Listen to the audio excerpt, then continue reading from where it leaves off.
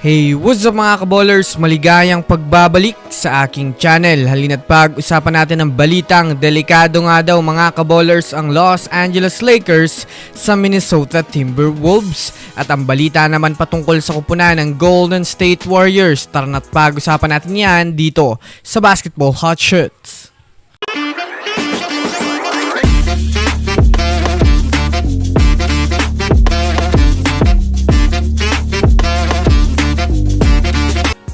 Una nga muna tayong dumako mga kaballers sa balitang delikado nga daw, ang Los Angeles Lakers sa Minnesota Timberwolves. Alam naman nga natin mga kaballers na 1-0 na nga po ang standings ngayon, mga kaballers ng Wolves at ng Lakers dahil sa naging matinding performance ng Wolves ng mga nakaraan na pinangunahan naman ni Anthony Edwards. Matapos nga po mga kaballers ang naging laban nila, malaki na nga po mga kaballers ang naging impact ng nagawang panalo ng Wolves dahil marami na nga po sa ngayon ang nag-e-expect na dahil sa ipinakita nga po ng Wolves na matinding performance ay ito rin nga po mga kaballers ang posibleng magpabagsak sa pagpapabor sa Los Angeles Lakers na maaaring magkampiyon ngayong taon. Ngunit simula pa lang naman nga po mga kaballers ng kanilang magiging laban kaya marami pa rin mangyayari, pero iilan nga po mga kaballers sa mga NBA experts ay nabawasan ang kanilang expectation sa Lakers dahil hindi nga po mga kaballers basta-basta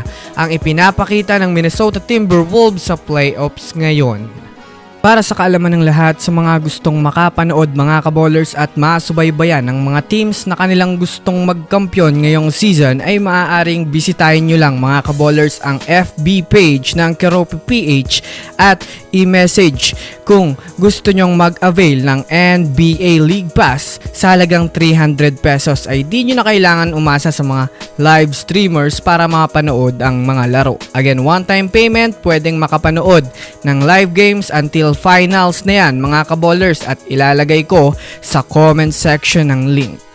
Samantala, dumako naman tayo mga kaballers sa balita patungkol sa kupunan ng Golden State Warriors. Well, naibalita ko naman nga po sa inyo mga kaballers na kinuha na nga ng Warriors ang dating Lakers player na si Wenyen Gabriel bilang 10-day contract na player at maaari nga po mga kaballers na palaruin na ni Steve Kerr si Wenyen Gabriel sa darating na Game 2 upang mas lumakas pa, lalo dahil base nga sa isang NBA insider, balak ngang mag full force ng Warriors sa darating na Game 2 upang masweep na kaagad mga kaballers ang Houston Rockets sa first round ng playoffs. Kung susumadahin nga natin mga kaballers, kahit nga po top 2 seed ang Rockets ay masyado pa silang bata mga kaballers sa stage ng playoffs dahil kumpara sa Warriors ay sobrang veterano na nga ito sa mga ganyang klaseng sitwasyon.